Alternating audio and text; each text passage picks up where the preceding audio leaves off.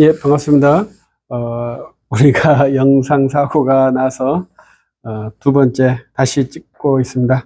칼빈의 기독교 강요 3권 2장 믿음에 대해서 하고 있는데요. 총 43항으로 되어 있는데 우리 지금 29항에 와 있습니다.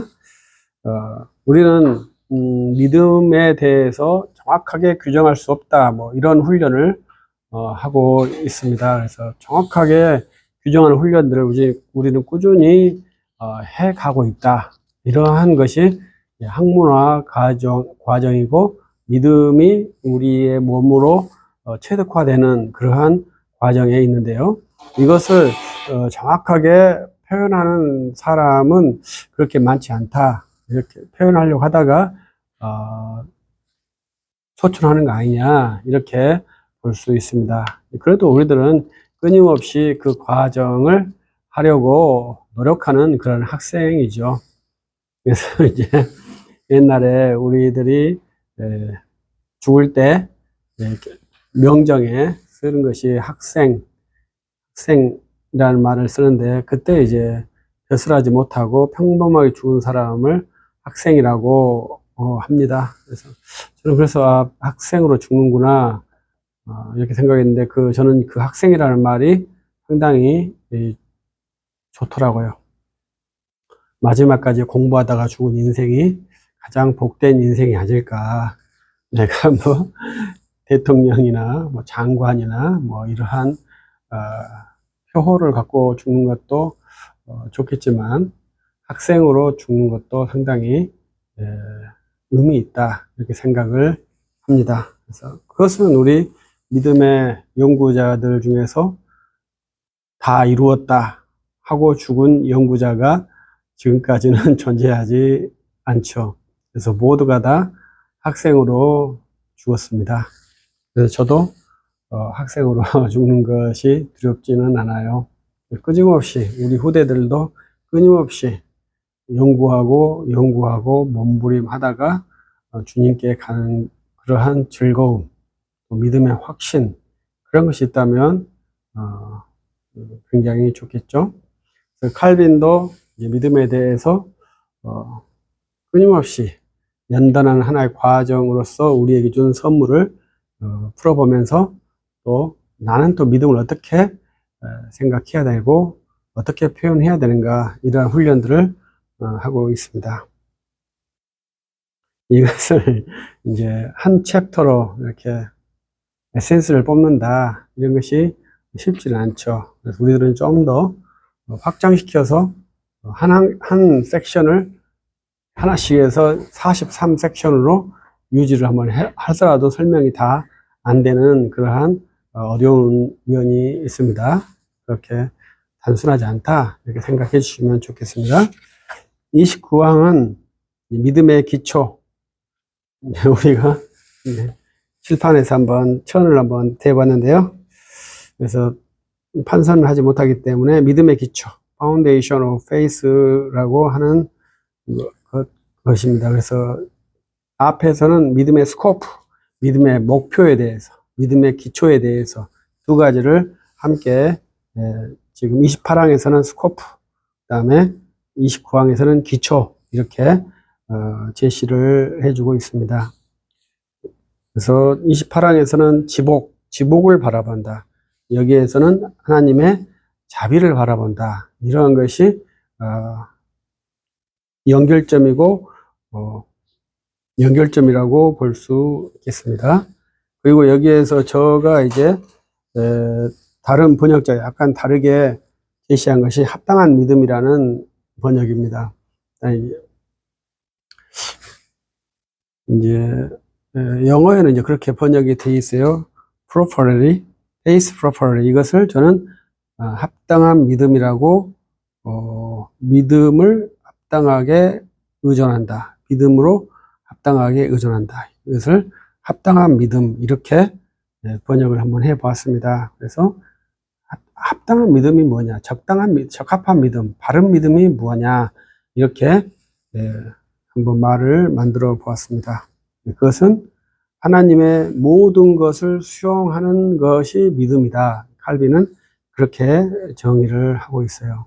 그래서 우리들의 믿음은 하나님의 것은 모든 것을 선하게 수용하는 것.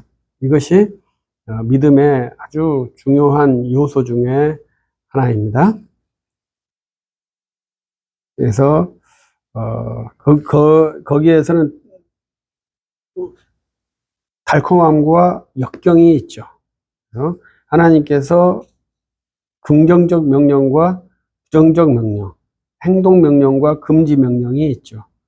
행동 명령만 좋습니까? 금지 명령은 싫은가요? 모두 다 하나님 것은 모두 다 똑같이 좋아해야 한다. 이렇게 말씀하고 거기에 근거해서 약속에 대해서 하나님께서 명령을 지키는 자에게 주시는 약속을 기억하는 것이 믿음이다. 이렇게 제시를 하고 있습니다. 이것을 자비의 약속이다. 이렇게 칼빈이 제시를 해주고 있어요. 그래서 이 자비라는 개념이 마틴 루터부터 칼빈에게 와서 엄청나게 많아지거든요. 그래서 우리들의 신학의 가장 저변, 기초에는 무엇가 있어야 되느냐? 그랬을 때 하나님의 자비가 있어야 된다. 목표에는 뭐가 있어야 되느냐? 하나님의 지복. 하나님께서 우리에게 주신 지복을 보아야 된다. 이러한 훈련을 지금 제시를 하고 있고요.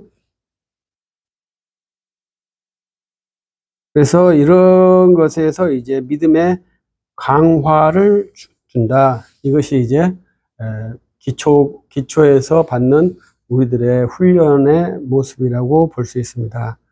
믿음의 확실성, 구원의 확실성, 이것은 우리 개혁신학에서 아주 중요한 테마이고 또 매우 갈등을 갖고 있는 그러한 테마이기도 합니다.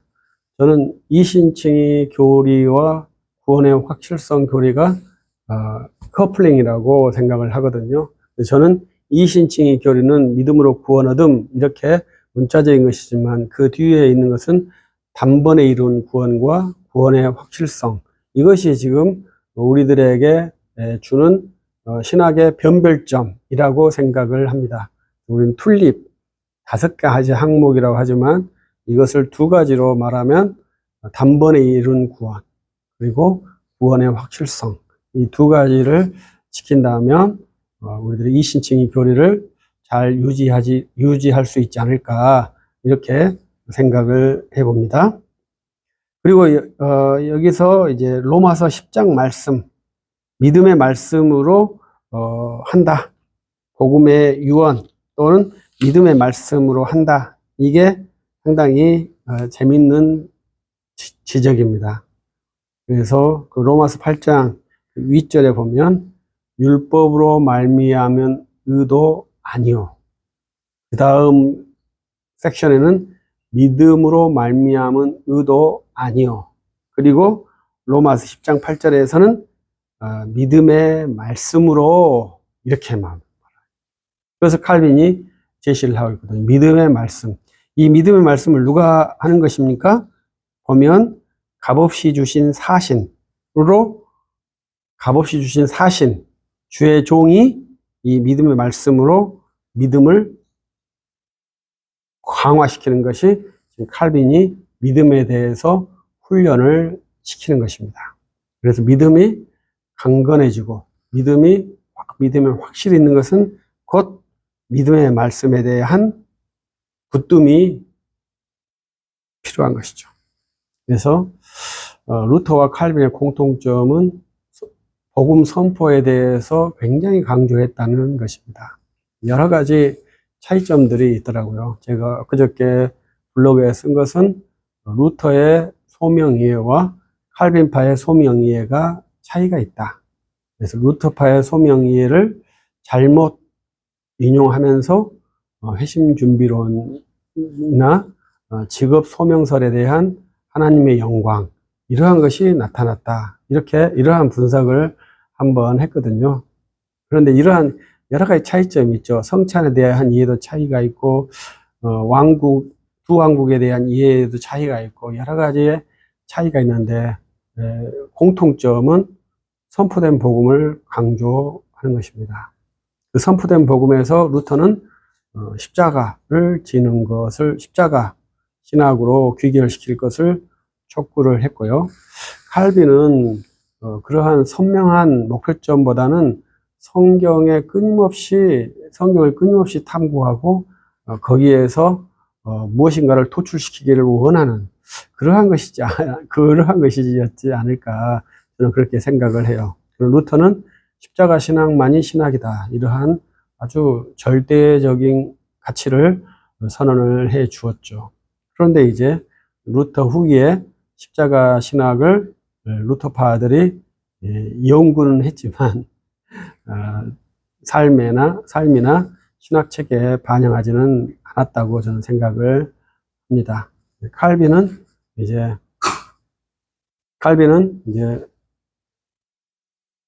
성경 해석을 통한 합당한 복음 선포를 추진을 했다고 저는 생각을 합니다. 그래서 여기에서 믿음과 믿음의 말씀에 대해서 칼빈이 제시하고 있습니다. 그리고 이제 로마서 1장에 나와 있는 그러한 말씀을 제시해주고 있어요. 거기에서 이제 믿음과 복음은 칼빈이 동의어로 사용하고 있고요. 반복해서 동의어로 사용하고 있고, 그 다음에 1장 5절은 사도 바울이 복음을 전파하는 직분을 받아 주 예수를 믿어 순종케 하려는 것이다. 그러니까 복음을 전파하는 직분이 무엇이냐? 주 예수를 믿어 순종케, 누구에게? 주 예수에게 순종케 하는 직분이 복음을 전하는 것이다. 가끔 우리들이 교회를 세우는 것, 이것을 주된 일로 생각을 하는 것이 맞는데요. 그런데 그것이 가끔 복음을 전하는 것을 뺀 교회 세움이 있는 것 같아서 저는 좀 아쉬움이 많습니다.